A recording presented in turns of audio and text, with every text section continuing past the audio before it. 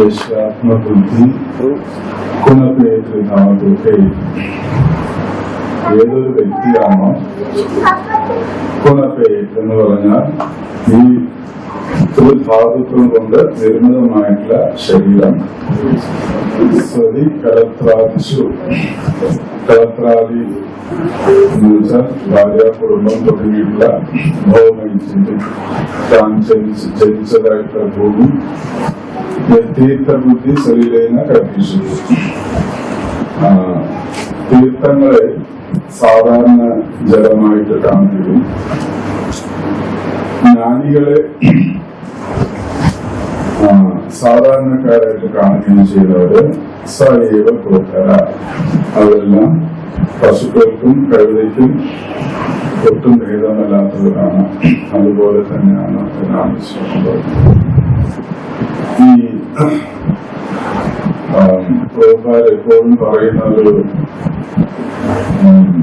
Famous വാക്കാണ് you are not this body. ഈ ശരീരമല്ല, ശരീരം ആണെന്ന് ചിന്തിക്കുന്നതാണ് ത്വക്ക് രോഗം, സ്കിൻ ഡിസീസ് എന്ന് പറഞ്ഞാൽ ശരീരത്തിനെ കാണുമ്പോൾ നമുക്ക് ആദ്യം കണ്ണിൽ കാണുന്നത് എന്താണ്? ത്വക്ക് തന്നെയാണ്.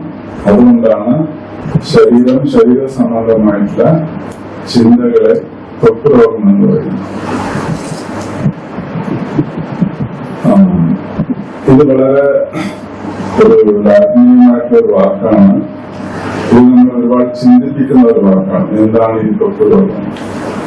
അതായത് ഒരു വ്യക്തിക്ക് ശരീരബോധം മനസ്സിൽ നിന്ന് പോകാതെ ആത്മീയ ബോധം ഉറക്കത്തില്ല.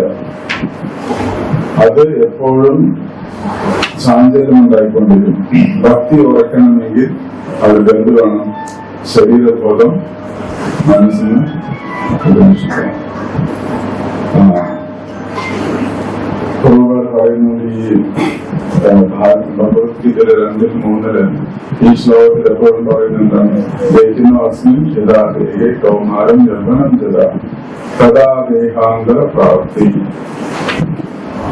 ജീവാത്മാവ് അനവധി ശരീരം കൈക്കൊള്ളുന്നു, സ്വീകരിക്കുന്നു.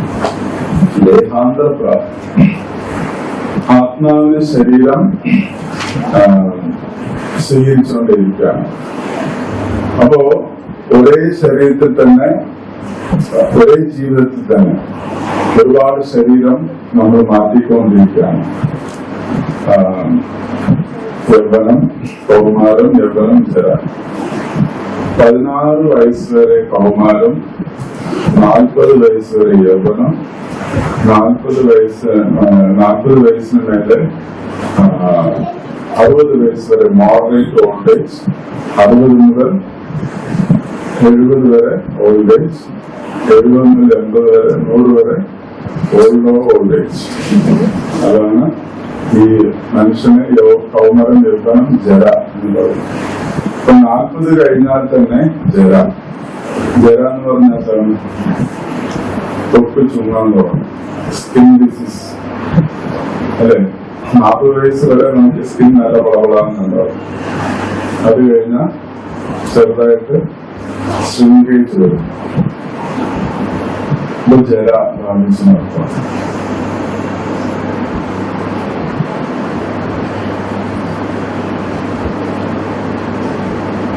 അപ്പൊ ഇതെല്ലാം കണ്ടിട്ട് ഭഗവാൻ നമ്മളോട് പറയുന്നത് തിരിശ്വസ്തത, ഈ സുഖദുഃഖങ്ങളെ, അതുപോലെ ശീതോഷ്ണങ്ങളെ നമുക്കൊരിക്കലും ഇല്ലായ്മ ചെയ്യാൻ സാധിക്കില്ല. അതുകൊണ്ട് നമ്മൾ എന്ത് ചെയ്യണം? സഹിക്കണം.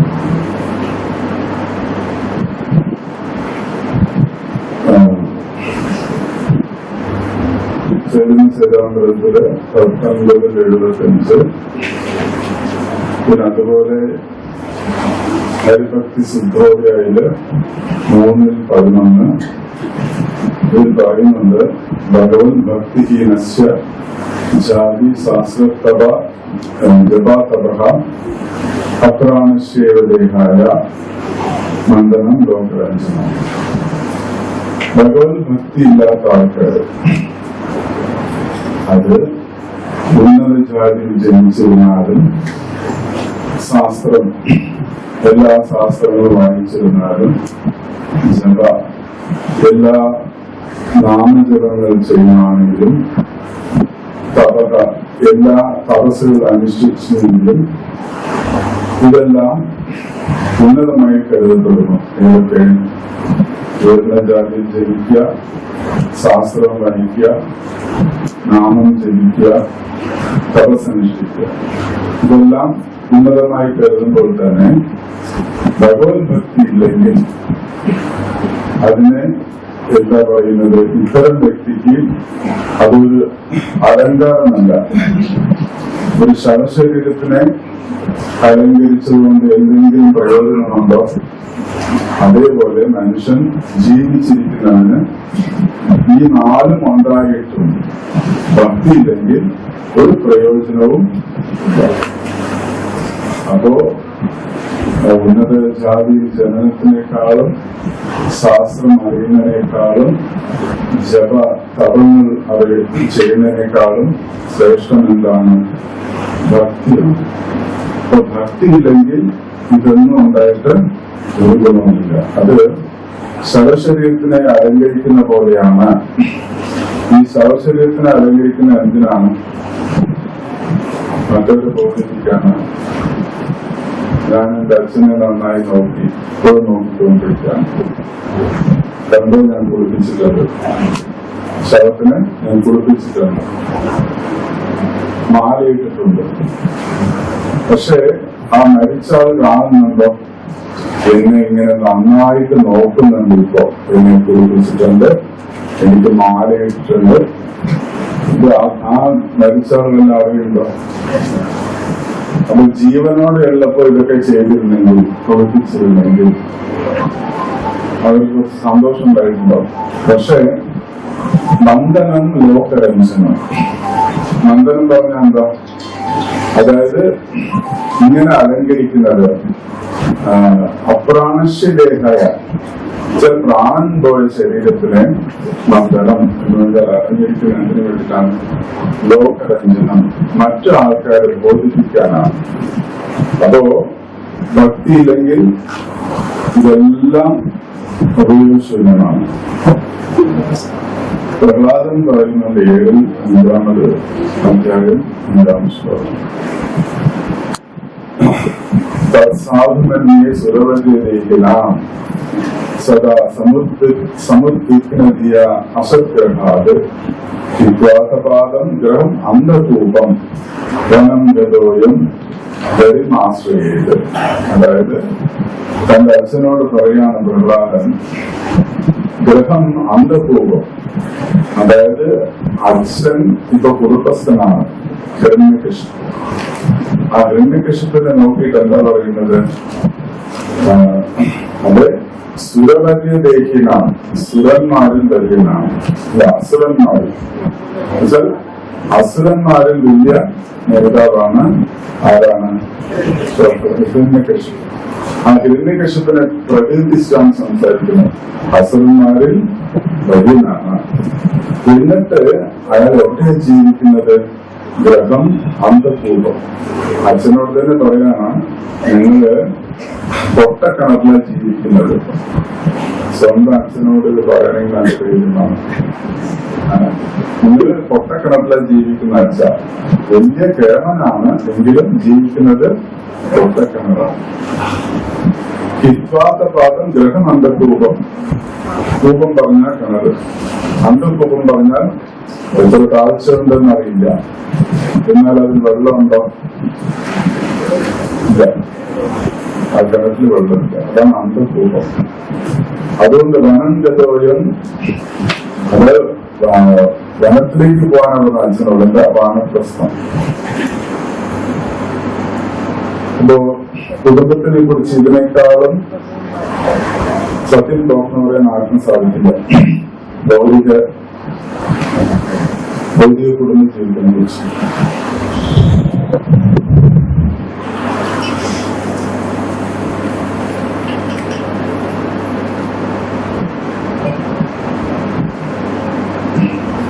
വീണ്ടും പ്രഹ്ലാദൻ പറയുന്നുണ്ട്, ജന്മൈതുമാതി ഗൃഹമേത് സുഖം കി തുച്ഛം. ഈ ഗ്രഹത്തിൽ കിട്ടുന്ന സുഖങ്ങളെല്ലാം എന്താണ്? തുച്ഛമാണ്. അതുകൊണ്ട് അപ്പോ എന്താ കണ്ടുജനേമ കരയുക ദുഃഖം. ഇതിലെല്ലാം കിട്ടുന്ന എന്താണ്? വീണ്ടും വീണ്ടും ദുഃഖമാണ്. അപ്പോ ഇതിനെ തൃക്കന്തിനേക കൃപണോ ബഹു ദുഃഖബാധ. അതിനെ ഈ ദുഃഖങ്ങളെല്ലാം ഇല്ലായ്മ ചെയ്യാൻ ശ്രമിക്കുന്നവൻ കൃപണനാണ്. കാരണം അവനെ കൊണ്ട് സാധിക്കുകയില്ല, ഒരിക്കലും സാധിക്കില്ല. അപ്പൊ ധീരൻ എന്ന് പറഞ്ഞാൽ എന്താണ്? കണ്ടു ദിവാൻ മനസ്സിജം വിഷഹേത ധീര. ആരാണോ ഇതിനെ ജ്ഞാനം കൊണ്ട് നേരിടുന്നത് അവനാണ് ധീരൻ. വിഷഹേത എന്ന് പറഞ്ഞാൽ എന്താണ്? അതായത് ടോളറേറ്റ്, ഈ ദുഃഖങ്ങളെല്ലാം സഹിച്ചുകൊണ്ട് മുന്നോട്ട് പോകുന്നവനാണ് ധീരൻ. ഇപ്പൊ പ്രഹ്ലാദൻ വളരെ വിശേഷപ്പെട്ട് ഈ ഭൗതിക ലോകത്തിലെ മനുഷ്യന്മാരുടെ ബുദ്ധിമുട്ടുകളെ ഇതിനപ്പുറം വിവരിക്കാൻ ശ്ലോകങ്ങളില്ല. അപ്പൊ നമ്മൾ വിഷയത്തിലേക്ക് വരാം. എന്താണ് ത്വക്ക് രോഗം? അതായത് ശരീരബോധം എന്ന് പറയുന്നത് അഹങ്കാരം, ഞാനെന്ന ബോധത്തിന് ഉളവാകുന്നതാണ് ഈ ശരീരബോധം. ഞാൻ ഈ ശരീരമാണ് എന്നുള്ള ബോധം. അപ്പോ ഈ ത്വക്കില്ലെങ്കിൽ നമുക്ക് നമ്മുടെ ശരീരത്തിനെ കാട്ടുകൊടുത്തുകൊണ്ട് പോകും. ഈ ത്വക്ക് നിസ്സാരപ്പെട്ട ഒരു കാര്യമല്ല.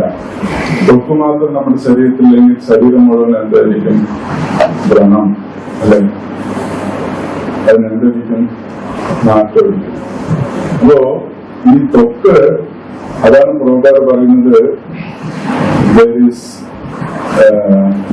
the depth of love is only to the skin depth. എന്താ പറയുന്നത്? സ്നേഹം എന്ന് പറയുന്ന ആഴം എത്രയെന്ന് വെച്ചാൽ ഈ ത്വക്കിന്റെ ആഴം മാത്രമാണ്. സ്കിൻ ഡെപ്താണ് നമ്മുടെ എല്ലാ സ്നേഹങ്ങളും. അതിനപ്പുറം സ്നേഹമില്ല.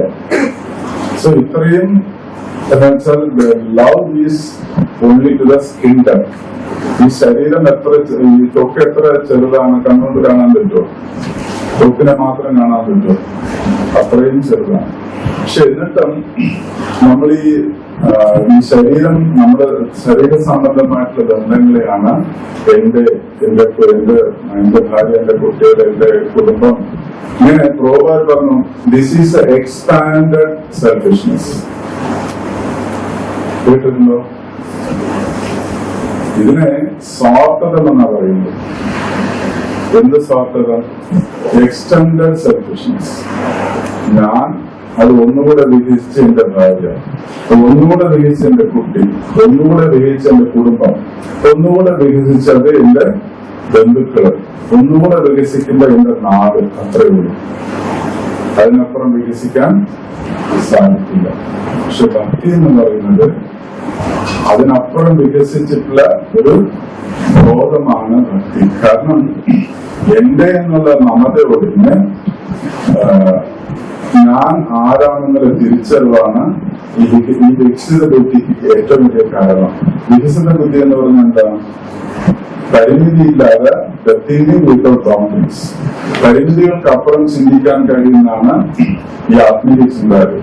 അപ്പോ ഇവിടെ പറയുന്നത് എന്താണ്? ശരീരം എന്ന് പറയുന്നത് എത്ര നശ്വരമാണ്. ഈ ശരീരം ഉപയോഗപ്പെടുന്നുണ്ടോ? ഉപയോഗപ്പെടുന്നുണ്ട്. ഏതുവരെയാണ് ഉപയോഗപ്പെടുന്നത് എന്നുള്ളതാണ്. അതായത് ഈ ശരീരത്തിന് പരിമിതികളെ നമ്മളെ സഹായിക്കാൻ.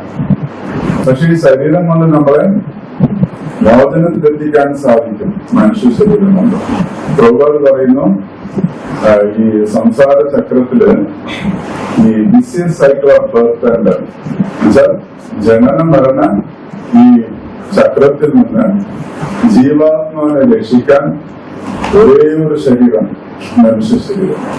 അത് ഏത് ശരീരമായാലും കുഴപ്പമില്ല.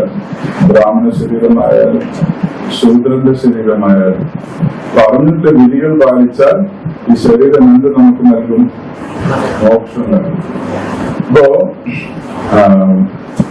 ഇപ്പൊ പ്രഭുപാദൻ പറയുന്നുണ്ട്, ഒരു വ്യക്തി സ്വപ്നം കാണുകയാണ്. എല്ലാവരും ശ്രദ്ധിച്ച് കേൾക്കണം കേട്ടോ. ഉത്തരം പറയണം. ഒരു വ്യക്തി സ്വപ്നം കാണുകയാണ്. എന്തായിട്ട് സ്വപ്നം കാണുമ്പോൾ? രാജാവായിട്ടിരിക്കുന്നവരുടെ സ്വപ്നം കണ്ടു. ഇന്നത്തെ സ്വപ്നം എന്താണ്? രാജാവായിട്ട് സ്വപ്നം കണ്ടു. അതേ വ്യക്തി നാളെ ഒരു ഭിക്ഷക്കാരനായിട്ട് സ്വപ്നം കണ്ടു. മനസ്സിലായോ? ഇന്നാള് സ്വപ്നം കണ്ടത് രാജാവിനെ പോലെ, അടുത്ത ദിവസം സ്വപ്നം കാണാണ് ഭിക്ഷക്കാരനെ പോലെ. ഈ രണ്ടിലാൾ ആരാണ്?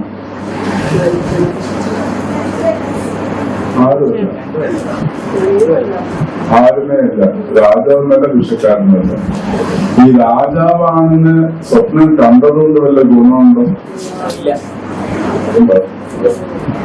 സ്വപ്നം കഴിഞ്ഞാൽ ജോലിക്ക് പോവാം, സമ്പാദിക്കണം, രാജാവായിട്ട് ഇരിക്കാൻ പറ്റില്ല. അപ്പോ രാജാവായിട്ട് സ്വപ്നം കണ്ടാലും ഭിക്ഷക്കാരനായിട്ട് സ്വപ്നം കണ്ടാലും അതെന്താണ്? സ്വപ്നം മാത്രമാണ്, യാഥാർത്ഥ്യം യാതൊരു ബന്ധമില്ല.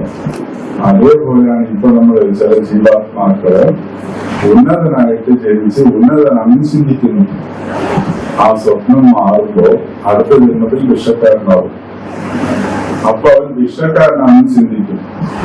പക്ഷെ വാസ്തവത്തിൽ രണ്ടുമാണോ? രണ്ടുമല്ല. അപ്പൊ ആരാണെന്നുള്ള ചോദ്യമാണ് ഇവിടെ ഉയർത്തിവരുന്നത്. എന്താണ് നമ്മൾ? ആരാണ്? ശരിക്കും ശരീരമാണോ എന്ന് വെച്ചാൽ തീർത്തുമല്ല. പക്ഷെ ഈ ശരീരം പോലെ നമ്മളെ വിട്ട് പോകുന്നുണ്ടോ? പോകുന്നുണ്ടോ? പോയിട്ടേ ഇല്ല. അതിങ്ങനെ ഗാഠമായി മുറി പിടിച്ചിരിക്കാനാണ് ശരീരം പോലെ. പക്ഷേ ഞാൻ ശരീരമല്ല എന്ന് പറഞ്ഞ് ആത്മഹത്യ ചെയ്യാൻ പറ്റുമോ? അതാണ് വലിയ പരീക്ഷണം. ആത്മഹത്യ ചെയ്യാനും പറ്റില്ല, എന്നാൽ ഞാൻ ശരീരവുമല്ല. രണ്ടും കെട്ടാണ്ട് ജീവിതമാണ് മനുഷ്യന്റെ. പക്ഷേ അങ്ങനെ ചിന്തിക്കാതെ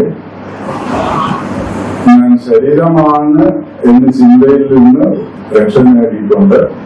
ഞാൻ ശരീരമല്ല, ഭഗവാന്റെ അംശമാണ്, ഭഗവാന്റെ ദാസനാണ് എന്നുള്ള അടിയുറച്ച വിശ്വാസത്തോടുകൂടെ ഈ ശരീരത്തിനെ ഉപയോഗിച്ചുകൊണ്ട് ഭക്തിയിൽ പോയാൽ നമുക്ക് എന്ത് കിട്ടും? ശരീരത്തിന്റെ ഗുണവും കിട്ടും. ഞാൻ ശരീരമല്ല എന്ന ചിന്തയ്ക്ക് ഗുണം കിട്ടുകയും ചെയ്യും. സോ ഫിലോസഫിയും പ്രാക്ടിക്കാലിറ്റിയും ഒരുമിച്ച് കൊണ്ടുപോകാനാണ് കൃഷ്ണഭക്തി. അപ്പൊ ശരീരം നമുക്ക് ആവശ്യമാണെന്ന് ചോദിച്ചാൽ വാസ്തവത്തിൽ ആവശ്യമില്ല. പക്ഷേ ഈ മനുഷ്യജന്മത്തിന്റെ ജന്മസാഫല്യം നേടിയെടുക്കാൻ ഈ ശരീരം ആവശ്യമാണ്. ഒരു നായായിട്ട് ജനിച്ച ഒരു ജീവാത്മാവിന് ആത്മസാക്ഷാത്കാരം. ശരീരം എന്തുകൊണ്ട് ഭേദം തന്നെയല്ലേ? ആണോ? മനുഷ്യ ശരീരം ഭേദമാണ്. ഇപ്പൊ നമ്മളൊരു കോണിപ്പടിയിൽ കയറി പോകണം. നമ്മള് കോണിപ്പടിയിൽ കയറി മുകളിലെത്തി. വീണ്ടും ഈ കോണിപ്പടി എടുത്ത് തോളിൽ ചുമക്കേണ്ട ആവശ്യമുണ്ടോ? ഉണ്ടോ? കോണിപ്പടി ചവിട്ടി മുകളിൽ പോയി പിന്നെ അങ്ങോട്ട് പോവാ. അല്ലാണ്ട് എന്നെ സഹായിച്ച കോണിപ്പടി എന്ന് പറഞ്ഞ തോളത്ത് കയറ്റി നടക്കാൻ പറ്റില്ല. മനസ്സിലായി? ഈ ശരീരം നമുക്ക് മുക്തിക്ക് ഉതകുന്നതാണ്. നന്നായി മനസ്സിലാക്കണം. ഈ ശരീരം നമുക്ക് ഉയരത്തിൽ ചെല്ലാൻ ഉപകരിക്കുന്നുണ്ട്. പക്ഷെ ഇതാണ് ഞാനെന്ന് എടുത്ത് ചുമക്കാൻ പറ്റില്ല. അത് ഏതുവരെയാണ് നമുക്ക് ഉപകാരപ്പെടുന്നത് അവിടെ വിട്ടിട്ട് പോകണം. ലീവ് ദ ലാഡർ എന്തോ. ഈ മനുഷ്യ ശരീരം മുക്തിക്ക് നമുക്ക് സഹായിക്കും, ഉയരങ്ങളിൽ എത്തിക്കാം. പക്ഷെ അവിടെ എത്തിക്കഴിഞ്ഞാലോ പിന്നെ ആ ശരീരമാണെന്ന് പിന്നെ ശരീരത്തിനടുത്ത് പ്രവർത്തിച്ച് നടക്കാൻ പാടില്ല. സോ ലീവ് ദ ലാഡർ എന്തോ നിന്റെ വഴിക്ക് പോകണം. സോ ശരീരം എന്ന് പറഞ്ഞൊരു കോടിപ്പടിയാണ്. അപ്പൊ കോണിപ്പടിയെ നമ്മൾ ഉപയോഗിക്കണോ, കോണിപ്പടിനെ എടുത്ത് തോളത്തിച്ച് നടക്കണോ? ഉപയോഗിക്കാൻ പഠിക്കണം.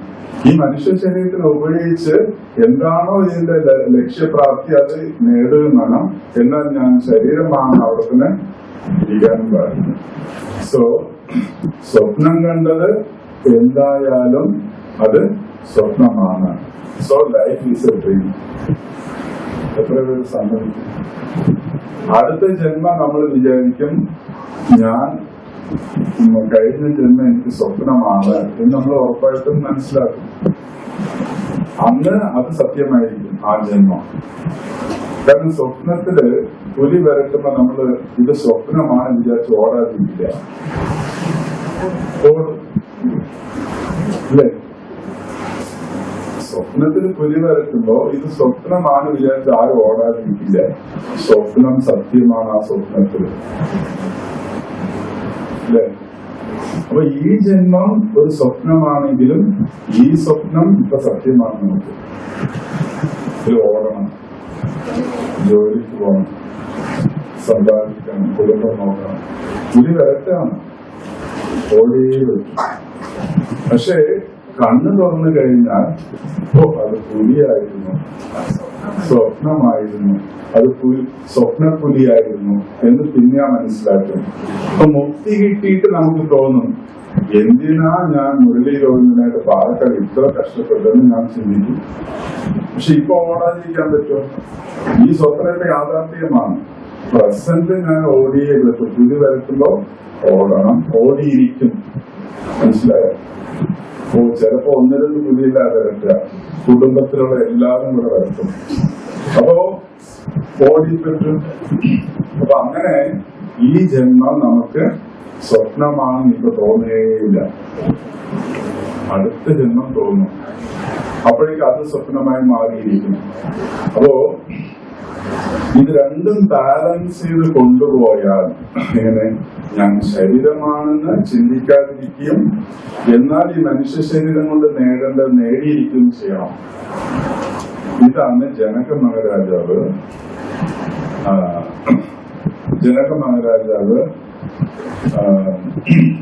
വലിയ ജ്ഞാനിയാണ്, വലിയ ഭക്തനാണ്, ഭഗവാൻ തന്നെ അംഗീകരിച്ച ഒരു ഭക്തനാണ്, അല്ലെ? ഗീതയിൽ ഭഗവാൻ പറയുന്നുണ്ട് കർമ്മയോഗം ആരെ കണ്ടുപിടിക്കണം? ജനകനെ കണ്ടുപിടിക്കണം, അല്ലെ? ഹാസ്യത ജനകാദേക എന്ന് ഭഗവാൻ ഗീതയിൽ പറയുന്നുണ്ട്. കർമ്മയോഗം ജനകനെ കണ്ടുപിടിക്കണം.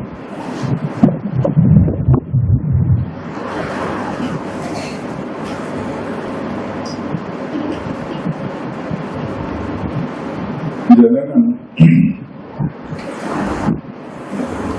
രാജാവാണ്, കൊട്ടാരമുണ്ട്, രാജ്ഞിയുണ്ട്, വലിയ സൗകര്യങ്ങളെല്ലാം ഉണ്ട്, ആസ്വദിക്കാനുള്ള എല്ലാ സൗകര്യങ്ങളും ഉണ്ട്. പക്ഷെ പുറമെ കാണാൻ വലിയ രാജാവാണ്, പക്ഷെ ഉള്ളിന്റെ ഉള്ളില് ഭക്തനാണ്, കാഷായ വേഷധാരിയാണ്, ഉള്ളിൽ സന്യാസിയാണ്, വലിയ രാജാവാണ്. ഇതുപോലെയാണ് എത്ര ജീവിക്കേണ്ടത് മനുഷ്യന്മാര്. നമ്മൾ നേരെ തിരിച്ചാണ്, അല്ലെ? വെളിയിൽ ചിലപ്പോ വേഷം സാധുവിനെ പോലെ ആയിരിക്കും, പക്ഷെ ഉള്ളില് ഭയങ്കര ആഗ്രഹമായിരിക്കും.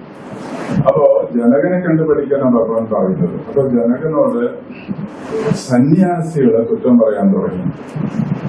ആരെ കുറ്റം പറയാൻ തുടങ്ങി? ജനകനെ. ആ നാട്ടിലെ സന്യാസികളെല്ലാം കുറ്റം പറയണം. ജനകന്റെ പ്രവൃത്തി കാണുന്നതല്ലോ ഉന്നത ഭക്തനെ പോലെ തോന്നാണ്, എന്നാലോ കാപട്യക്കാരനാണ് ജനകൻ. അയാളുടെ വേഷം നോക്കിയോ, അയാളുടെ വരവും പോക്കും നോക്കിയോ, വളരെ ഗംഭീരമായിട്ടാണ് ജീവിക്കുന്നത്, കൊട്ടാരത്തിലായി ജീവിക്കുന്നത്, ആഭരണങ്ങളുണ്ട്, എന്ത് സൗകര്യമാണ് അയാള്. പക്ഷെ വർത്തമാനം മാത്രം ഭയങ്കര ഭക്തനെ പോലെയാണ് എന്ന് ആര് സംസാരിക്കാൻ തുടങ്ങി? സന്യാസികൾ സംസാരിക്കാൻ തുടങ്ങി. അപ്പോ ഇതെല്ലാം ജനകൻ കേട്ടു. ഇപ്പൊ ജനകൻ എന്ത് ചെയ്തു? ഈ പറഞ്ഞ എല്ലാ സന്യാസികളും ഒരിക്കൽ വിടുതലിന് വിളിച്ചു. വിരുന്നിനെ വിളിച്ചിട്ട് അവർക്കെല്ലാം വിഭവസമൃദ്ധമായിട്ടുള്ള സദ്യ ഒരുക്കി. അങ്ങനെ എല്ലാ സന്യാസികളും വരികയിരുന്ന് സദ്യ കഴിക്കുമ്പോ ആ സദ്യ വിളമ്പുന്ന ആരാണ്? അതീവ സുന്ദരികളായിട്ടുള്ള ദാസികളാണ്. പിന്നെ ഈ അന്നദാന മണ്ഡപത്തിന് മുകളില് ഈ സന്യാസികളെല്ലാം ഭക്ഷണം കഴിക്കുന്നത് ആ മണ്ഡപത്തിന് മുകളിൽ ഒരു പൂച്ചേനെ കെട്ടിക്കൊടുക്കും. ആ പൂച്ചാണെങ്കിൽ പെടഞ്ഞോണ്ടിരിക്കുകയാണ്. പൂച്ച പെടഞ്ഞാൽ എങ്ങനെയുണ്ടാവും? ഇങ്ങനെ വട്ടം തിരിയും അല്ലെ? പൂച്ച ഇങ്ങനെ ഒരു കാലം കൊണ്ട് കെട്ടി. അപ്പോ ഈ സന്യാസികൾക്ക് ഭക്ഷണം കഴിക്കാൻ പറ്റുന്നില്ല. എന്നിട്ട് ഇതെല്ലാം സംഭവിച്ചത് സുന്ദരികൾ വളർന്നിക്കൊണ്ടിരിക്കുന്ന ദാസികള് പൂച്ച അങ്ങനെ കിടന്ന് ഞാൻ വെച്ചിട്ട് കരഞ്ഞിക്കൊണ്ടിരിക്കണോ? ജനകൻ തൊട്ട് എല്ലാവരോടും ഭക്ഷണം കഴിച്ചോ മതിയോ എങ്ങനെയുണ്ടായിരുന്നു എന്നൊക്കെ ചോദിച്ചോണ്ട് നടക്കണോ? അപ്പൊ സാധുക്കൾക്കെല്ലാം ദേഷ്യമാണ്. ഭക്ഷണം തന്നാൽ മേലേക്ക് ഭക്ഷണം മാത്രം തരണം. പൂച്ചനെ കെട്ടിത്തൂക്കി പൂച്ചനെ മുടി വീണാൻ ഞങ്ങൾ എങ്ങനെ കഴിക്കും? അശുദ്ധാതിന്റെ ഭക്ഷണം എന്നും പറഞ്ഞ് അവസാനം എല്ലാവരും എങ്ങനെയൊക്കെയോ കഴിച്ചും കഴിക്കാതെയൊക്കെ പഴുതി വെച്ചും കഴിക്കാതെയൊക്കെ എഴുതിച്ചു പോയ ആൾക്കാര് കൈ കഴിയും. എന്നിട്ട് എല്ലാവരും വിളിച്ച് രാജകൊട്ടാരത്തിലേക്ക് എങ്ങനെയുണ്ടായിരുന്നു സദ്യ എന്നൊരു ചോദ്യം. അപ്പൊ എല്ലാ സന്യാസികളും പറഞ്ഞു വളരെ മോശമായിരുന്നു. ഇത്രയും ഞാൻ ചെയ്തിട്ട് ഇങ്ങനെ ഒരു അഭിപ്രായം എന്താ? സന്യാസികൾ പറഞ്ഞു ചെയ്തതെടുത്ത് തെറ്റ്. ഒന്നാമത് സുന്ദരികളെ കൊണ്ട് വിളമ്പാൻ പാടില്ല, ഞങ്ങളുടെ സന്യാസികളുണ്ട്. ശരി, ഈ ഒരു പൂച്ചനെ കെട്ടിത്തൂക്കി ഞങ്ങക്ക് കഴിക്കാൻ മനസ്സുണ്ടോ? നീ പൂച്ച കാഷ്ടിക്കോ തുപ്പോ മൂത്രമൊഴിക്കോ മുടി വീഴുവോ എന്നൊക്കെ ആലോചിച്ച് കഴിക്കാൻ പറ്റുമോ? ഞങ്ങളൊന്നും കഴിച്ചില്ല. അപ്പോ ജനകൻ പറഞ്ഞു എന്റെ അവസ്ഥ അതേപോലെ. എന്റെ അവസ്ഥയിൽ ഈ ലൗകിക സൗകര്യങ്ങളെല്ലാം നിങ്ങൾക്ക് എങ്ങനെ സുന്ദരികളെ പോലെ നിങ്ങൾ അലട്ടിയോ? നിങ്ങൾ ഭക്ഷണം കഴിക്കാൻ മനസ്സ് വന്നില്ലല്ലോ. നിങ്ങൾ സന്യാസികളായതുകൊണ്ട് ഈ സാഹചര്യം നിങ്ങൾക്ക് എന്താ പറയാ ഒരു സാഹചര്യ വിരുദ്ധമായിരുന്നു. അതേപോലെയാണ് എനിക്കും എല്ലാ സൗകര്യങ്ങളുണ്ടെങ്കിലും എനിക്കത് ആസ്വദിക്കാൻ പറ്റുന്നില്ല. ഈ കൊട്ടാരമുണ്ട്, എല്ലാം ഉണ്ട്, എനിക്കത് ആസ്വദിക്കാനുള്ള മനസ്സില്ല, പറ്റുന്നില്ല. കാരണം എന്താണ്? അതായത് ഈ എല്ലാ സൗകര്യങ്ങളും എനിക്ക് ഉണ്ടായിട്ടും ഞാൻ പ്രത്യേകിച്ചും ഭഗവാനോട് എനിക്ക് ഭക്തിയുള്ളതുകൊണ്ട് എന്റെ മനസ്സ് എപ്പോഴും ഭഗവാനെ കുറിച്ച് ചിന്തിക്കണോണ്ട് ഈ രാജ്യഭരണം എനിക്കൊരു എന്താ പറയാ ഒരു നിമിത്തമായിട്ടാണ് ഞാൻ സ്വീകരിച്ചിരിക്കുന്നത്. അല്ലാണ്ട് എനിക്ക് ഭോഗം ഇത് ആസ്വദിച്ചിട്ടാണ് ഞാൻ രാജാവായിരിക്കണം. ഒരു കടമയായിട്ടാണ് ഈ രാജ്യം ഭരിക്കണം. അല്ലാണ്ട് എനിക്ക് ഇതെല്ലാം ഉണ്ടായിട്ടും എനിക്ക് ആസ്വദിക്കാൻ പറ്റുന്നില്ല.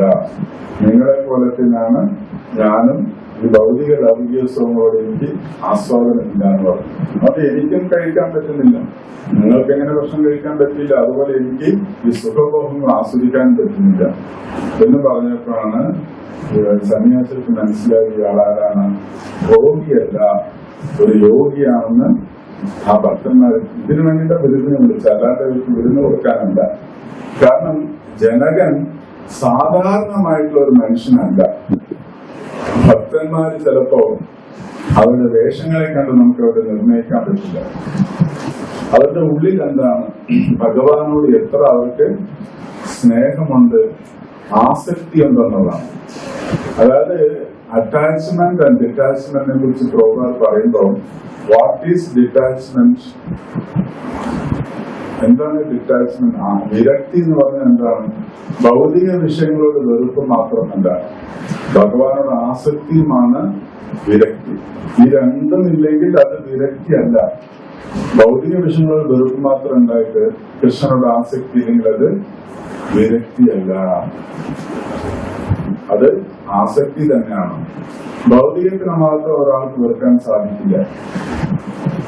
അങ്ങനെ കുറെ കാലം ജീവിക്കാനൊന്നും പറ്റില്ല. ഭൗതികമായിട്ടുള്ള സൗകര്യങ്ങളെ മാത്രം വെറുത്തിട്ട് ഒരാൾക്ക് ആസക്തനില്ലാതെ വൈരാഗ്യശാലയിൽ ജീവിക്കാൻ പറ്റില്ല. എന്തും കൂടെ വേണം, ഭഗവാനോട് ആസക്തിയാണ്. അതുകൊണ്ട് ഭഗവാൻ പറയുന്ന ഭഗവത്ഗീതയില് മയ്യാസക്ത മനപ്പാത്ത യോഗം ഉഞ്ജന്മദാശ്രയ. ഭഗവാൻ പറയുന്നു എന്നോട് ആസക്തി വേണം അർജുന. എന്നിട്ട് ആ ആസക്തി കൊണ്ട് എന്ത് സംഭവിക്കും? യോഗം ഉഞ്ജന്മദാശ്രയ. എന്നെ ആശ്രയിച്ച് എന്നോട് ആസക്തി കൊണ്ട് നീ എന്ത് ചെയ്യണം? യോഗം ചെയ്യണം. അതാണ് ശരിക്കുള്ള യോഗം. അല്ലാതെ ഭൗതിക വിഷയത്തോട് വെറുപ്പ് മാത്രം ഉണ്ടായിട്ട് കാര്യമേ ഇല്ല. അത് വീണ്ടും തിരിച്ചു വരും. ഭൗതിക ആസക്തി താൽക്കാലികമായിട്ട് ഉപേക്ഷിക്കാനേ പറ്റത്തുള്ളൂ. ഭഗവാനോട് ആസക്തി വന്നില്ലെങ്കിൽ വീണ്ടും തിരിച്ചെന്ത് വരും? ഭൗതിക ആസക്തി തിരിച്ചു വരും. അപ്പൊ അതുകൊണ്ട് ശരീരബോധം മാറണമെങ്കിൽ എന്ത് വേണം? ഭഗവാനോട് ആസക്തി എത്രത്തോളം കൂടുന്നുണ്ടോ അത്രത്തോളം ശരീരബോധം നമ്മളെ വിട്ട് മാറിക്കൊണ്ടിരിക്കും. ശരീരബോധം ഉപേക്ഷിക്കേണ്ട ആവശ്യമില്ല. ഭഗവാനോട് ആസക്തി കൂട്ടിയാൽ മതി. ശരീരബോധം തന്നെ നിന്നോളും. വെളിച്ചം വന്നാൽ ഇരുട്ട് മാറിപ്പോകും. ഇപ്പൊ ശരീരബോധം പോകണമെങ്കിൽ എന്ത് വേണം? ആത്മീയ ബോധം ഭഗവാനോട് ആസക്തി ഉണ്ടാവണം. അല്ലാതെ വെറുതെ ഒരിക്കലും ഒരാൾക്ക് ഈ ശരീരബോധം ഉപേക്ഷിക്കാൻ പറ്റില്ല. സോ ദുഃഖലോകം എന്ന് പറയുന്നത് എന്താണ്? ഈ മഹാപ്രഭു പറഞ്ഞ പോലെ ജാതി, ശാസ്ത്രം, ജപ, തപ. ചില ആൾക്കാർക്ക് നല്ല ഉയർന്ന ജാതിയിൽ ജനിച്ചിട്ടുണ്ടാവും. അതുകൊണ്ട് അവർക്ക് ഭക്തിക്ക് തടസ്സമെന്നാണ് പ്രഭുപാദ് പറയുന്നത്. ചിലരെ വലിയ ശാസ്ത്രം വായിച്ചിട്ടുണ്ടാവും. അവർക്ക് എല്ലാ ശ്ലോകങ്ങളും അറിയാം, നന്നായിട്ട് പഠിപ്പിക്കാൻ അറിയാം. പക്ഷെ അവർക്ക് ഭക്തി ഉണ്ടാവണമെന്നില്ല. നന്നായിട്ട് നാമം ചെല്ലുന്ന ആൾക്കാരുണ്ടാവും. നമ്മുടെ ജപയജ്ഞത്തിലൊക്കെ നല്ല നാമം ചെലുത്തുന്ന ആൾക്കാരുണ്ടാവും. പക്ഷെ അവരും ശ്രദ്ധിക്കേണ്ടതാണ്, എനിക്ക് ഭക്തി ഉണ്ടോ എന്ന് ശ്രദ്ധിക്കണം. പിന്നെ വലിയ തപസ്, ഏകാദശിക്ക് ഗംഭീരമായിട്ട് എല്ലാം നിർമ്മല ഏകാദശി ആയിരിക്കും. പക്ഷെ അത് കഴിഞ്ഞാൽ പുഷ്പായിരിക്കും. അപ്പൊ ഇങ്ങനത്തെ തപസ്സും ജപവും ശാസ്ത്രവും ഒന്നും കൊണ്ട് നമുക്ക് പ്രയോജനമില്ല. അപ്രാണശ്യദേഹായ മണ്ഡലം ലോകരഞ്ജനം. അതെല്ലാം ശവശരീരത്തിനുള്ള അലങ്കാരം മാത്രമാണ്. എനിക്ക് ഉയർന്ന ജാതിയിൽ ഞാൻ ജനിച്ചിട്ടുള്ള എനിക്ക് ശാസ്ത്രം പറയാം. ഓക്കെ, 2 റീത്ത് കൂടെ വെച്ചോളൂ ആ ശവത്തിൽ, അല്ലേ? ഒരു അഡീഷണൽ 2 റീത്ത് കൂടെ വയ്ക്കുക, അലങ്കരിക്കാമോ ശരീരത്തിന്? 2 മാലയും കൂടെ ഇട്ട് കൊടുക്കാം, വേണമെങ്കിൽ പൗഡർ ഇട്ട് കൊടുക്കാം, സെൻറ്റടിക്കാം. ഇതെല്ലാം ശവത്തിന് ചെയ്താൽ എന്ത് ഗുണമാണുള്ളത്? ആർക്കെന്ത് ഗുണം? ശവത്തിന് തന്നെ ഗുണമില്ല. സോ വളരെ അടിമറിയിട്ട് സാധുക്കൾ പറയുന്നു, ഭക്തിയില്ലാത്ത ഒരു ഗുണമില്ലാത്തതാണ്. ശവശരീരത്തിന് തുല്യമാണെന്ന് പറഞ്ഞാൽ ഇതിനേക്കാളും നമ്മൾ അവഹേളിക്കാൻ എന്തെങ്കിലും വാക്കുണ്ടോ? ജീവിച്ചിരിക്കുന്ന നമ്മളെ ഇന്ന് രാവിലെ എന്തൊക്കെ ചിന്തിച്ചിട്ടാണ് വന്നിരിക്കുന്നത്, അല്ലെ? നമ്മൾ എന്തൊക്കെ ചിന്തിച്ചിട്ടൊക്കെ വന്നിരിക്കുന്നത്. ഞാൻ ഇന്ന് പോയിട്ട് എല്ലാം മനസ്സിലാക്കിയിട്ട് വരും ഭാഗവതത്തിന്. പക്ഷെ ഞാൻ ഭക്തനാണെന്ന് മനസ്സിലാവാതെ, ഞാൻ ഭഗവാന്റെ ദാസനാണെന്ന് മനസ്സിലാവാതെ, ഞാൻ ഭഗവാന്റെ ഭക്തന്മാരുടെ ദാസനാണെന്ന് മനസ്സിലാവാതെ ഭക്തി വരില്ല. വൈകുണ്ഠ പ്രിയദർശനം, അതായത് പാർവതി ദേവിയോട് മഹാദേവൻ പറയുന്നുണ്ട്, ആരാധനം സർവേഷാം വിഷ്ണുരേവന സംശേഷ തസ്മാത് പരതരം ദേവി ത്വദീയാനാം സമർച്ചനം. അതായത് ഏറ്റവും വലിയ ആരാധന വിഷ്ണു ആരാധനയാണ്. പക്ഷെ അതിനേക്കാൾ ഉയർന്ന ആരാധന ത്വദീയാനാം സമർച്ചനം. ത്വദീയ എന്ന് പറഞ്ഞാൽ വിച്ച് റിലേറ്റഡ് ടു കൃഷ്ണ. ഭഗവാനുമായിട്ട് സംബന്ധമുള്ള എന്താണ്? പിന്നെ തുളസി, നാമം, ഭക്തന്മാര്, ഇതെല്ലാം ത്വദീയ. അപ്പൊ എന്താണ് എന്റെ അർത്ഥം? ത്വദീയാനാം സമർച്ചനം. തസ്മാ പരതരം ദേവി ത്വദീയാനാം സമർച്ചനം. അപ്പോ വിഷ്ണു ആരാധനയെക്കാളും ശ്രേഷ്ഠം ആ ഭക്തന്മാരുടെ ആരാധനയാണ്. ഭക്തന്മാർ ഇപ്പൊ തുളസിനെ നമ്മൾ സേവിക്കുന്ന എന്താണ്? ത്വദീയ സേവനം. വൈഷ്ണവന്മാരെ സേവിക്കുന്നതാണ് ത്വദീയ. ത്വദീയ എന്ന് പറഞ്ഞാൽ റിലേറ്റഡ് ടു കൃഷ്ണ. ഭഗവാനുമായിട്ട് ബന്ധമുള്ള എല്ലാം ത്വദീയ എന്ന് പറയും. അപ്പോ നമ്മളിങ്ങനെ മനസ്സിൽ ഒരു കാര്യം ഉറപ്പിക്കണം, ഞാൻ കൃഷ്ണഭക്തനായിട്ട് മാത്രം കാര്യമില്ല, ഞാൻ എന്തും കൂടെ ആവണം. തൊലിയാനാണ് സമർച്ചനം. ആ കൃഷ്ണനുമായി സംബന്ധമുള്ള എല്ലാത്തിനോടും എനിക്ക് സ്നേഹമാണ്. പ്രത്യേകിച്ച് ആരോട്?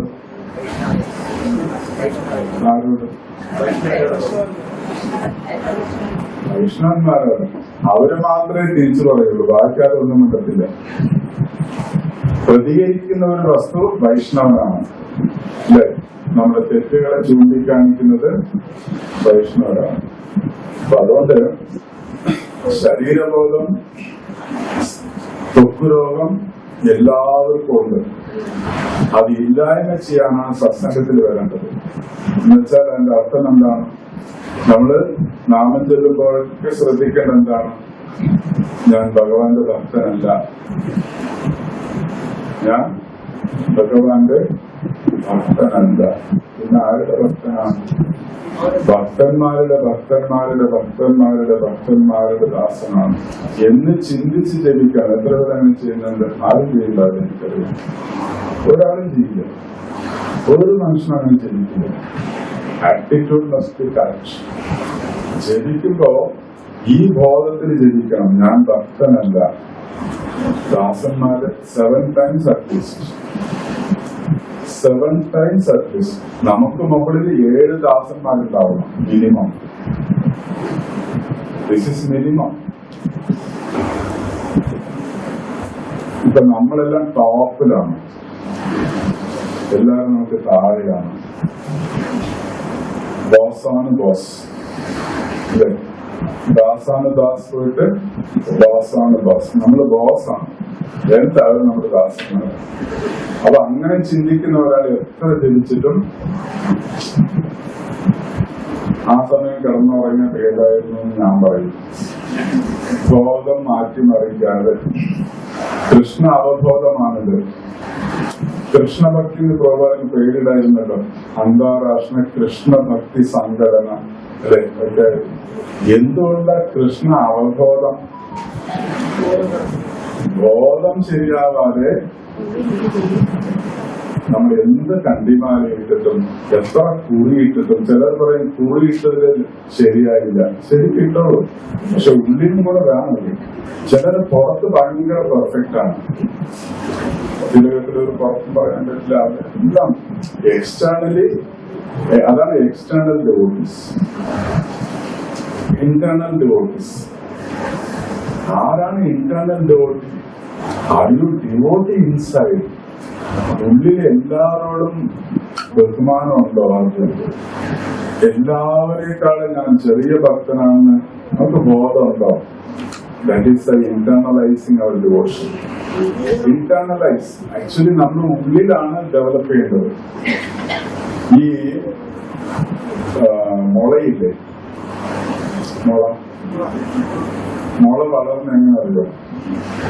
ഒരു മരത്തിന് നട്ടു കഴിഞ്ഞാൽ അത് പെട്ടെന്ന് വളരും. ഒരു മാവ് നട്ടു കഴിഞ്ഞാൽ അത് താഴേക്ക് പോണേക്കാളും മുകളിലേക്കാ കൂടുതലില്ല. വേര് 10 അടിയാണെങ്കിൽ 20 അടി വളരും. പക്ഷെ മുള അങ്ങനെയില്ല. ഉള്ളിൽ 20 അടി ഉള്ളിൽ പോയിട്ടുണ്ടെങ്കിൽ 5 അടി മുകളിൽ കാണും. So we should be like bamboo. Vaishnavas are like that. അത് ഉള്ളിലാണ് കൂടുതൽ വളരുക, വെളിയിൽ കുറച്ച്. ചെറിയ ഭക്തൻ, ശരി, ഈ ഭക്തൻ ഇതസാണ് നമ്മൾ എന്നുവെച്ചാൽ ഒരിക്കലും ചിന്തിക്കുന്നില്ല. ഒരു നല്ല ഭക്തൻ ഒരിക്കലുമേ ചിന്തിക്കില്ല ഭക്തനാണ്. അതല്ലേ ഹരിദാസ് ടാഗോർ നമ്മളെ പഠിപ്പിച്ചത്, ആണോ അല്ലയോ? ഇവിടെ എത്ര പേര് നല്ല ഭക്തന്മാരുണ്ട്? Thank you. കൈപൊക്കാത്തതില്. കാരണം ഹരിദാസ് ടാഗോർ നമ്മളെ പഠിപ്പിച്ചെന്തറിയോ? ഹരിദാസ് ടാഗോർ ഭഗവാനോട് പറയാണ്, തലേദിവസം മഹാപ്രഭു വന്നു ഹരിദാസ് ടാഗോർ കാണാൻ. മരിക്കുന്ന തലേദിവസം വന്നു, അല്ലെ? വാർദ്ധക്യം വന്ന് കിടക്കുന്ന ഹരിദാസ് ടാഗോറിനെ കാണാൻ വന്നു. അപ്പൊ ഏത് നിമിഷമാണെങ്കിലും മരിക്കാം. അപ്പൊ എന്ത് വേണം എന്ന് ചോദിക്കുമ്പോ ഹരിദാസ് ടാഗോർ എന്താ പറയുന്നറിയാവും? എനിക്ക് എന്ത് വേണം? ഏതെങ്കിലും നാമം ചൊല്ലുന്ന ഒരു ഭക്തന്റെ വീട്ടിൽ കൂറായിട്ട് ജനിക്കാം. നമ്മളെന്താ പറയുക? വൈകുണ്ഠത്തില് പറ്റിയാൽ ഗോലോക ധാമത്തില്, പറ്റിയാൽ ഭഗവാന്റെ വീട്ടിന്റെ ഉള്ളില്, പറ്റിയാൽ ഭഗവാന്റെ മണിയറയിൽ തന്നെ ഇരിക്കാൻ പറ്റിയ എന്തൊരു സൗകര്യമായിരുന്നല്ലേ. പക്ഷെ ഹരിദാസ് പറയുന്നു, ഒരു നാമം ചൊല്ലുന്ന ഭക്തന്റെ വീട്ടിൽ കൂറ, കോക്രോച്ച്. അപ്പോഴാണ് മഹാപ്രഭു കെട്ടിപ്പിടിച്ച് പറഞ്ഞു, എന്നെ നീ ബന്ധിക്കരുത്, നിന്റെ വിനയം എന്നെ കൊല്ലുകയാണ്, എന്നെ രക്ഷിക്കൂ ഹരിദാസ്. ഈ വിനയം എനിക്ക് സഹിക്കാൻ പറ്റും. ഇതാണ് ഭക്തി. വിദ്യാ വിനയ സമ്പന്നെ ബ്രഹ്മണി ഗതിഹസ്യം. ഗീതയിലെ ആപ്തവാക്യമാണ് ഹരിദാസ് ഠാക്കൂർ. ഗീതയിൽ എന്താ ഭഗവാൻ പറഞ്ഞത്? അതങ്ങനെ ജീവിച്ച വ്യക്തിയാണ്. അതുകൊണ്ട് കൂറയായിട്ട് വരണം ഭക്തന്റെ നാമം കേട്ടാ മതി. എനിക്ക് മോക്ഷം വേണ്ട, മുക്തിയുണ്ടോ കുന്തം വേണ്ട. ഏതെങ്കിലും ഒരു ഭക്തന്റെ വീട്ടിൽ ജനിച്ചാൽ അത് മതി. കാരണം നിന്റെ നാമം എനിക്ക് കേൾക്കാം. എനിക്ക് ജപിക്കാൻ പറ്റില്ലെങ്കിൽ എനിക്ക് നിന്റെ ഭക്ത നാമം എനിക്ക് കേൾക്കാം. നിന്നെ ഓർക്കാൻ പറ്റും, അല്ലെ? കൃഷ്ണനെ ഓർക്കാനൊക്കെ പറ്റും. ഇത്ര മതി. കൂടുതൽ എന്തിനാ വൈകുണ്ഠത്ത് പോകേണ്ട ആവശ്യം? നമ്മളെല്ലാം വൈകുണ്ഠത്ത് പോകാത്തതിന്റെ കാരണം എന്താ? വൈകുണ്ഠത്ത് പോയി വൈകുണ്ഠത്തെ നരകമാക്കാം. അതുകൊണ്ടാണ് പോകാത്തത്. കാരണം ഭൂമിനെ നരകമാക്കിക്കൊണ്ടിരിക്കുന്ന നമുക്ക് വൈകുണ്ഠത്തിനെ നരകമാക്കാൻ വലിയ പണിയൊന്നുമില്ല. അത് ഈസിയാണ്. അപ്പൊ ഇതിന്റെ 10 പണി അവിടെ പോയി എടുത്ത് അവിടെ നരകമായിക്കോളും. കാരണം അവിടെയൊക്കെ മാന്യന്മാരായി ജീവിക്കുന്നത്. വൈകുണ്ഠത്തിലെ ഭയങ്കര മാന്യന്മാരാണ്. നമ്മൾ പോയി കഴിഞ്ഞാൽ നമുക്ക് ഇപ്പൊ ചെയ്യുന്ന പണിയിട്ട് 10 ചെയ്താൽ അവിടെ എല്ലാവരും ഓടിക്കോളും. അത്രയും ദുഷ്ടത്വം നമ്മുടെ കയ്യിലുണ്ട്. ചിന്തയിൽ കൂടെ അഹങ്കാര വിമൂഢാത്മ അഹങ്കാരികളായിട്ട് നമുക്ക് മൂഢന്മാരാണ്. അവർ ഒരിക്കലും മനസ്സിലാക്കുന്നില്ല. അവരൊന്നും ചെയ്യുന്നില്ല. എന്നാലോ ഞാനാണ് ചെയ്യുന്നത്. പല്ല് ഉത്തരം കാണുന്ന പോലെയാണ് ഇപ്പോൾ, അല്ലെ? പല്ല് വീണ് കഴിഞ്ഞാലോ ഉത്തരം വീഴും. അപ്പൊ നമ്മളെല്ലാവരും അങ്ങനെ ചിന്തിച്ചിട്ടാണ് ശരീരബോധം കൊണ്ട് നമ്മള്, അതാണ് തൊപ്പുരോഗം. അതുകൊണ്ട് പ്രഭുപാദ് എപ്പോഴും പറയുന്നത് എന്താണ്? ആവർത്തിച്ച് പറയുന്നത് നമ്മള് ശരീരമല്ല.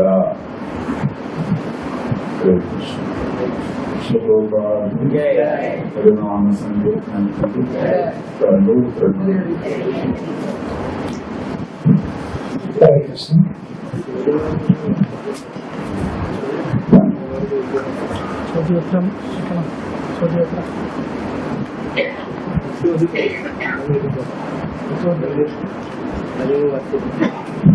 ഹരേ കൃഷ്ണ. വളരെ മനോഹരമായി സ്കിൻ ഡിസീസസ്, തൊട്ടുരോഗം എന്താണ് എന്ന് പറഞ്ഞു. അദ്ദേഹത്തിനും അദ്ദേഹത്തിന്റെ ആരോഗ്യ സൗഖ്യത്തിനും അദ്ദേഹത്തിന്റെ കുടുംബത്തിനും എല്ലാവർക്കും ആരോഗ്യ സൗഖ്യത്തിനും വേണ്ടിയിട്ട് നമുക്ക് 3 തവണ ഹരേ കൃഷ്ണ മഹാമന്ത്രം ചൊല്ലാം. ഹരേ കൃഷ്ണ കൃഷ്ണ കൃഷ്ണ ഹരേ ഹരേ, ഹരേ രാമ രാമ രാമ ഹരേ ഹരേ, ഹരേ കൃഷ്ണ കൃഷ്ണ കൃഷ്ണ ഹരേ ഹരേ, ഹരേ രാമ രാമ രാമ ഹരേ ഹരേ, ഹരേ കൃഷ്ണ കൃഷ്ണ കൃഷ്ണ ഹരേ ഹരേ, ഹരേ രാമ രാമ രാമ ഹരേ ഹരേ. എല്ലാവർക്കും നന്ദി. പ്രഭു ഇപ്പോൾ ക്ലാസ് നൽകി എങ്കിലും അനുവദിച്ച സമയത്തും പ്രഭു കുറച്ച് സമയം കൂടുതലാണ് പ്രഭുവിന് സംസാരിച്ചത്. അതുകൊണ്ട് തന്നെ കൂടുതൽ ചോദ്യ ഉത്തരങ്ങൾ അതിനെ കൂടുതൽ സമയം ചെലവഴിക്കണ്ട. എങ്കിലും പ്രഭു നമുക്കൊരു ചോദ്യം ചോദിക്കാനുള്ള അവസരം ലഭിച്ചിട്ടുണ്ട്. അതുകൊണ്ട് ഇന്നത്തെ ഈ ഡിസ്കഷനുമായി ബന്ധപ്പെട്ട് ആർക്കെങ്കിലും ചോദ്യങ്ങൾ ഉന്നയിക്കാനുണ്ടെങ്കിലും അത് മുന്നോട്ട് വരണമെന്ന് അഭ്യർത്ഥിക്കുക.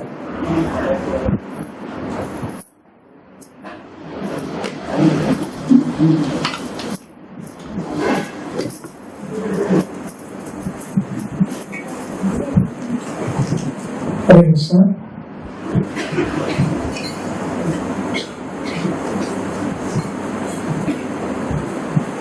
ആർക്കും ചോദിക്കാനൊന്നുമില്ല, എല്ലാം ക്ലിയർ ആണല്ലേ? ഹരേ കൃഷ്ണ.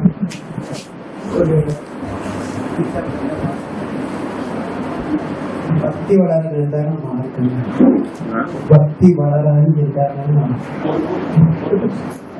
ഭക്തി വളരാൻ ഒരേ ഒരു മാർഗം കേൾക്കുക. ഭഗവാനെ കുറിച്ച് എത്ര കേൾക്കുന്നോ അത്രയും ഭക്തി വളരും. അതായത് കണ്ണുകൊണ്ട് നമുക്ക് ഭഗവാനെ കാണാൻ സാധിക്കില്ല. ഓക്കെ, നമുക്ക് നാവ് കൊണ്ട് ഭഗവാനെ രുചിക്കാൻ സാധിക്കില്ല, മൂക്കൊണ്ട് മണക്കാൻ സാധിക്കില്ല, തൊട്ടുകൊണ്ട് സ്പർശിക്കാൻ സാധിക്കില്ല, ചെവി കൊണ്ട് കേൾക്കാൻ പറ്റും. So, allow the Lord to enter through your ear. ഭഗവാനെ നമ്മുടെ ജ്ഞാനേന്ദ്രിയമാവുന്ന ചെവിയിൽ കൂടെ നമ്മുടെ ഹൃദയത്തിലേക്ക് ഇറങ്ങാൻ നമ്മൾ അവസരം കൊടുത്താൽ മതി, ഭക്തി വളരും.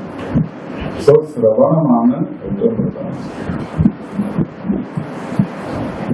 സോ ഇന്ന് മുതല് നമ്മള് ഈ ശരീര സംബന്ധമായിട്ടുള്ള ഒരു പ്രാമാണ്യം എന്ന് വെച്ചാൽ അതിനെ കുറിച്ചുള്ള വലിയതായിട്ടുള്ള എന്തെങ്കിലും ഉണ്ടെങ്കിൽ അതിനെ നമ്മൾ ആത്മീയമായിട്ട് മനസ്സിലാക്കി അത് ഒഴിവാക്കിയിട്ട് ഞാൻ ഭഗവാന്റെ ദാസനാണ്, ദാസന്മാരുടെ ദാസനാണ് എന്ന് ഉറപ്പിച്ചാൽ നമ്മുടെ അഹങ്കാരം ചില മാസങ്ങൾക്കുള്ളിൽ തന്നെ മാറാൻ സാധ്യതയുണ്ട്. നമ്മുടെ മനോഭാവം വളരെ പ്രധാനമാണ്.